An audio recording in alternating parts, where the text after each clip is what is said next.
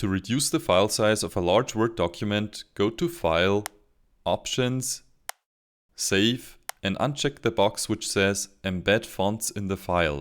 Afterwards, confirm the changes with OK and save the document to see the new file size.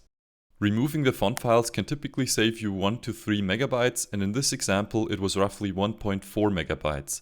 Now, if the file is still too large, it is most likely due to high-resolution images within the file. So in order to compress the document, we will have to compress the images in the document. Note that the image compression cannot be reversed, so make sure to have a copy of your document. To perform the image compression, select the first picture in the document, go to the Picture Format tab, and click on Compress Picture.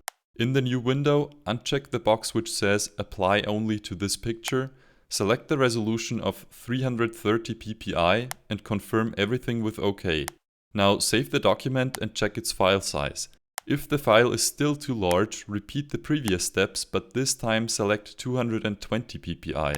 Continue to lower the resolution until you've reached an acceptable file size. This approach will help you to get the desired file size while also keeping the resolution as high as possible so that you don't lose too much image quality. If you want to support the creation of these short and efficient videos, then you could do me a huge favor by hitting the like and the subscribe button. Thanks a lot, and I see you in the next one.